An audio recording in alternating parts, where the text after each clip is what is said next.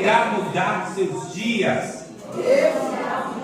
Isso, diga para alguém. Eu sei que isso é incômodo, irmão, mas diga, deixa eu incomodar você. Deus irá mudar os seus dias.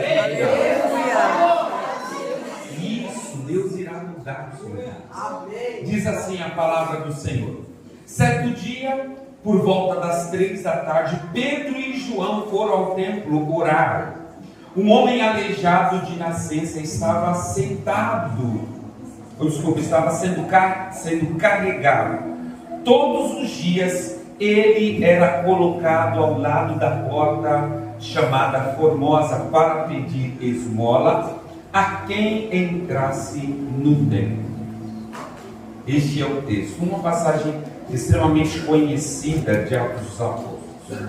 Nós vamos ver, irmãos, que após os discípulos eles ter passado, aqui nós vamos ver após os discípulos ter passado pela marcante descida do Espírito Santo, eles estavam preparados para ser testemunha, porque essa era a mensagem de Jesus. Jesus disse aos discípulos: ficar em Jerusalém até que do alto fosse revestido de poder. Para quê? Para que você seja minha testemunha em Jerusalém, Judeia, Samaria e aos confins da terra. Escute, tudo que você receber não é para você. Tudo que Deus depositar em você, você derrame na vida de alguém. Deus não quer que você seja um balão inflado que vai só enchendo. Para quê? Só para falar que tem unção, só para falar que tem poder. Não. Todas as vezes que Deus derramar do poder, do milagre, dos dons, é porque Deus está olhando para outras pessoas. Ele quer que aquilo que Ele derramou em você transmita a outras pessoas. E é por isso que eu gosto muito, eu já filmei, acho que aqui, eu não vou na Rabi, não me lembro agora, mas eu gosto muito do texto quando o apóstolo Paulo, escrevendo a carta aos Coríntios, capítulo 11, primeira carta aos Coríntios, capítulo 11, versículo 23, quando ele diz, o que eu recebi do Senhor, eu também vos ensinei. Porque, pastor Nilson, tudo que Deus derramar na minha vida não tem nada a ver comigo, tem a ver com pessoas. Por isso que a gente entender algo que a igreja está se perdendo, a comunhão. Aleluia! Será que hoje, neste culto, você já conseguiu olhar para o lado e viu como está o estado do irmão que está do seu lado? Você já percebeu se ele está feliz, se ele está alegre, se alguma coisa está batendo no coração dele? Você sentiu, porque a comunhão é sentir a pessoa que está ao lado. Se a gente não está neste nível, irmão, escute. Nós precisamos avaliar qual é o evangelho que temos seguido. Porque após ser cheio do Espírito Santo, após aquele povo falar em línguas, eles se reuniam,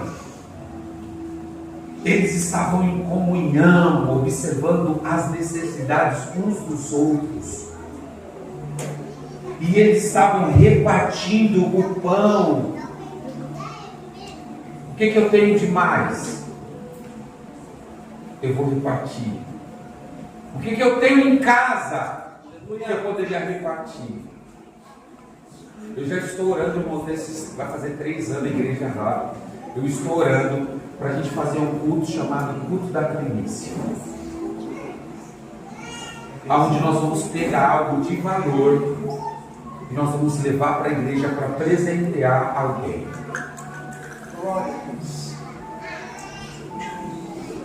Eu vou pegar algo de valor, eu vou comprar um presente. Nada mudou. O significado dessa palavra formosa no grego era algo que floresce abundantemente na estação certa. A palavra formosa no grego significa algo que floresce abundantemente na estação certa. Mas em um lugar, irmãos, que representava algo tão abundante, estava um homem mendicando. Estava ali pedindo. Os crentes passavam por ele, dava algumas moedas, porque ele estava ali todos os dias. O texto diz que todos os dias ele era colocado. Deve ser que tinha uma máfia, né? Não? Tinha uma máfia.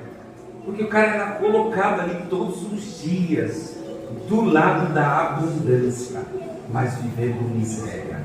Meu Deus! Mas ele nunca muda de vida, irmãos.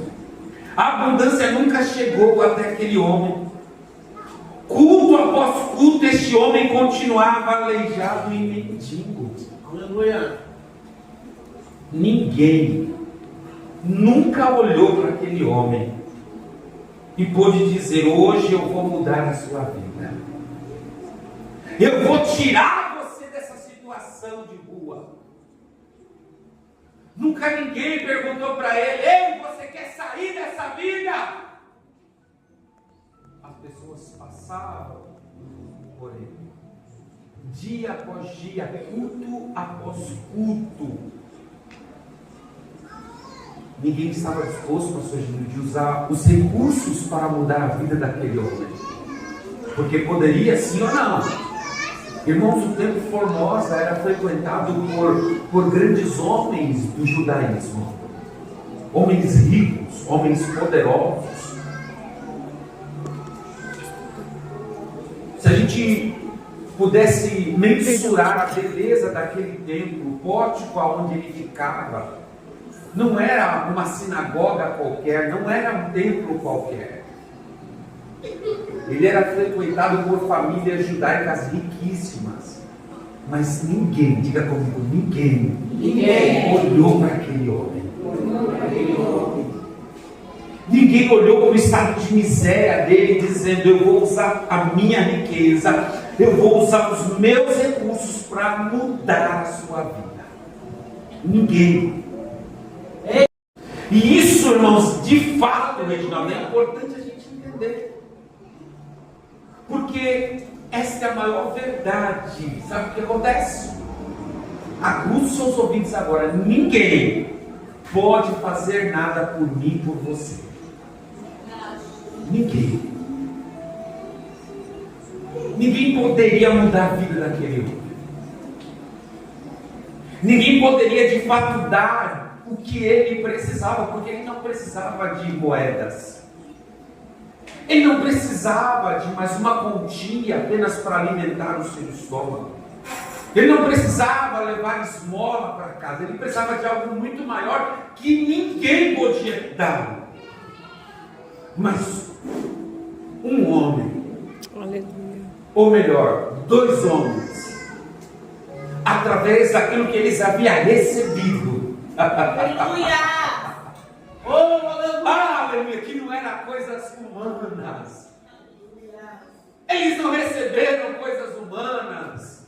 Eles não tinham acabado de receber o seu salário e foram para o templo com o bolso cheio, dizendo: não, nós vamos lá dar esmolas. Não. Dois homens haviam recebido algo da parte do Senhor. Eles haviam recebido algo de Jesus de Nazaré. Agora vamos lá, segura aí. O que significa, meu bispo, mendigar? Mendigar significa pedir esmola, valer-se da caridade. E sabe quando eu olhei para esse texto? Quando as pessoas da igreja têm o vício de valer da caridade, já acostumou depender da caridade.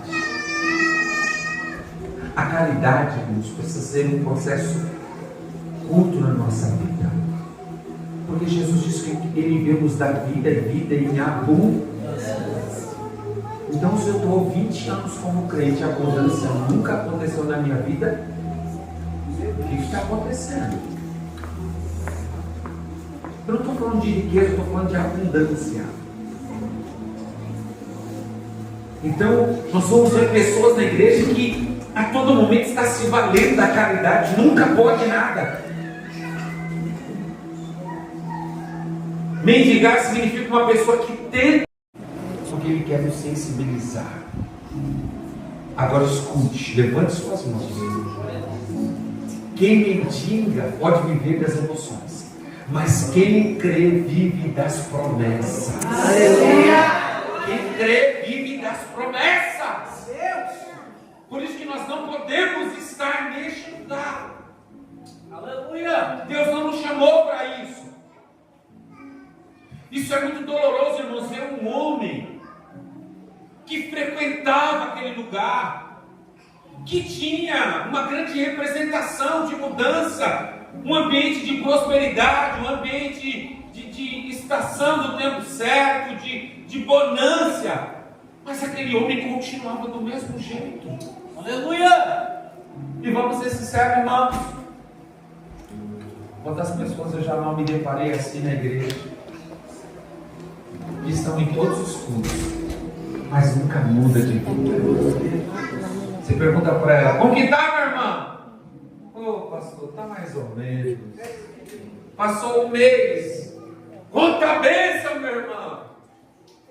Ô pastor, tá tudo bem. Então conta a bênção. Ah, Deus é bom, eu sei que Ele é bom. Ele está vivendo em tempos de miséria.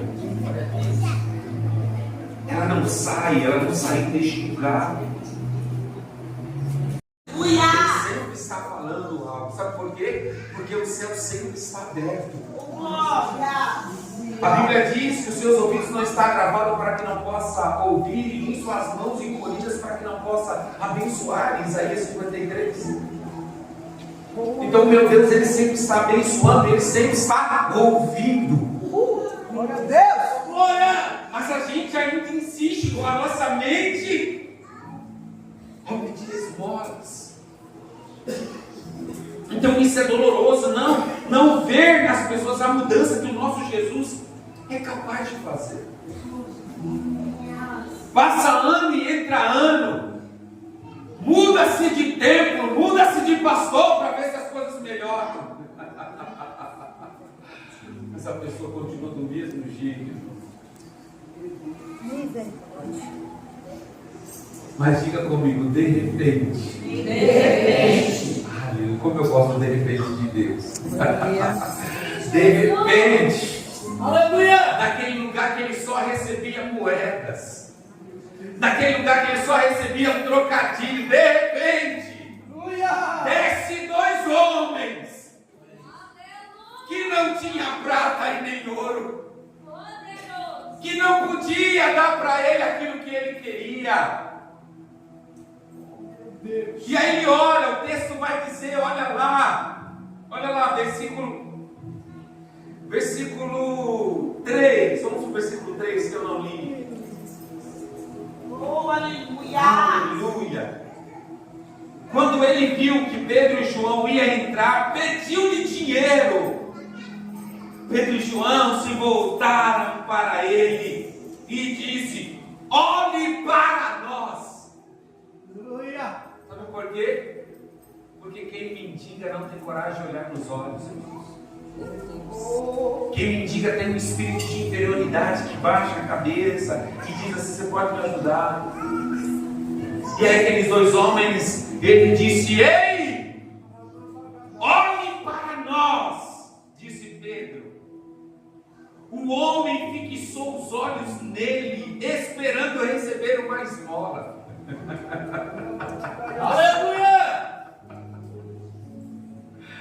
Ai, irmãos, isso é poderoso, sabe por quê?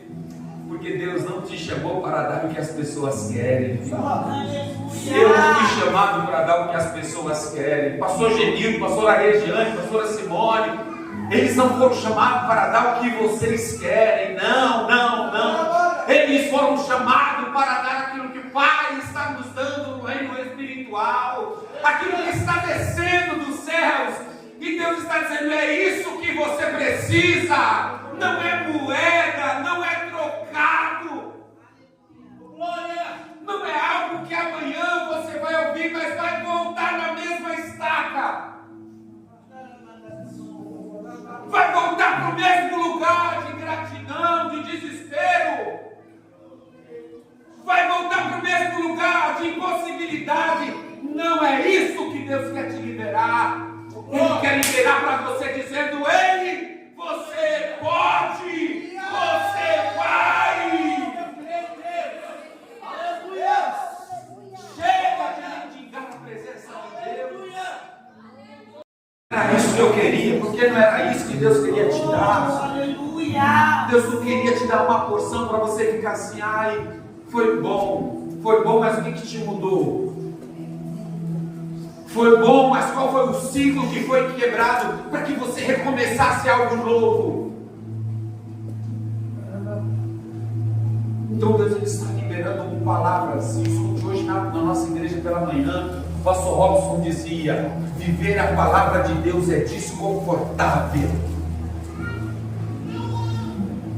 E eu confesso, irmãos, que durante alguns anos da minha vida como pastor, eu errei. Sabe por que eu errei?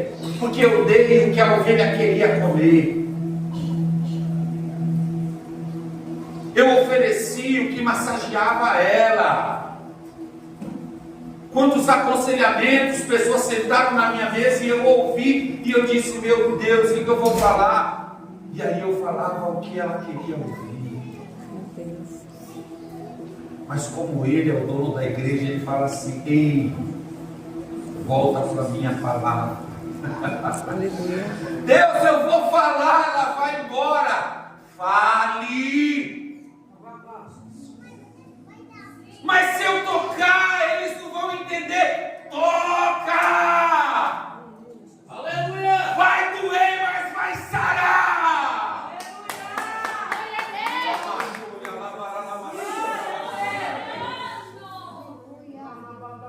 Vai sangrar, irmão, mas vai limpar, vai tirar a podridão. Vai doer, porque o evangelho é desconfortável. Pensa que é confortável, não, que não é. Então esses homens olharam para este aleijado. Pedro poderia muito bem sacar uma moeda, entregar na mão daquele aleijado e dizer: eu preciso cultuar, porque a gente faz assim, né não? Sim, Jesus. Vamos lá, irmãos. Meu Deus. Ainda bem que eu sei que eu volto aqui nessa casa, viu, Jesus? Quantos de vocês se atrasaram no culto porque estavam orando por alguém? Ou a gente se atrasou no culto porque estava se embelezando? Meu Deus. Eita glória. Hein, irmãos? Aleluia. A gente se atrasou porque a gente esqueceu o brinco, a gente se atrasou porque esqueceu a garantia, a gente se atrasou porque esqueceu o relógio. Coisas humanas que nós deixamos para trás e não viemos para a igreja porque a gente esqueceu. Eu falei para minha esposa: amor, esqueci de passar perfume. Eu ia subir lá o prédio, não ia nada, porque eu tenho cheiro de Cristo, amém? Deixa Boticário, Rinodê para lá. Eu vou me atrasar por causa de um perfume? Não! Agora, a gente está se atrasando porque atravessou uma alma no nosso caminho. E ela precisava de uma oração. A gente parou o nosso carro e nós oramos por ela. E aí, quando você chegou aqui e falou: pastor Genildo, o negócio foi doido. Eu estava no farol, desci do carro e eu fui orar porque eu senti. Aleluia. Irmãos, porque eles estavam cheios. Gente vazia não perde tempo, agora a gente cheio perde. Porque gente vazio sempre está procurando aonde ele pode se encher. Agora a gente já cheio, ele quer se esvaziar. Então ele vai perder tempo, porque ele fala: eu preciso derramar esta unção, eu preciso compartilhar esse poder, eu preciso transferir o que eu estou sentindo. E aqueles dois homens pararam, olha lá. Pedro e João voltaram para ele, versículo 4. Olhe para nós, e ele disse Pedro, e o homem fixou os olhos nele, esperando receber esmolas. Eu acho que aqui eu já saí de cena, deixa para lá. O homem fixou o olhar neles, esperando receber esmola. Pedro, no entanto, disse: não tenho prata e nem ouro, mas o que tenho eu lhe dou, ou lhe dou o que tenho. em nome de Jesus Cristo de Nazaré, levante-se e ande. Aleluia. E que valia a pena, irmãos, dar esmola? A esmola não mudaria o destino desse homem. Ainda que fosse um bocado de ouro, não mudaria a vida dele, porque ele continuaria sendo um aleijado. Ele gastaria tudo que ele tinha recebido, mas ele permaneceria no mesmo estado de mendigar. Sabe por quê, irmãos? Porque naquela ocasião, uma pessoa que não podia andar, um aleijado, ele era escória. Escute, o aleijado, ele nem podia entrar no templo. Ele nem podia adentrar, por isso que ele permaneceu do lado de fora. Ele nem podia acessar o templo, porque ele era indigno. Havia uma fábula no povo judeu que eles entendiam que se aquela pessoa estava enfrentando a calamidade, ele ou seus pais tinham pecado contra Deus, e aquela pessoa estava pagando o pecado. Talvez alguns fariseus se encontrassem